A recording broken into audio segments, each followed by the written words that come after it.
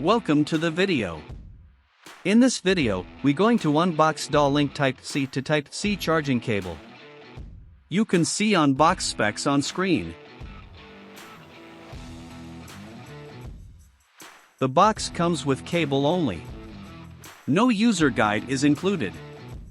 I like that because no one read. Both side charging plugs are made of metal.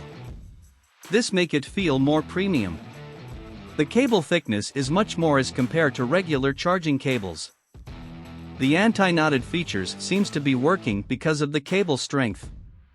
Looks rigid but not that much so that no difficulty to bend it while using mobile on charge. So now let's test charging speed with my Type-C to C Samsung charger. I'll be using Samsung S10 5G mobile to test fast charging. As you can see, mobile do show super fast charging. The USB cable fits very well and give a nice click. So it's approved by me.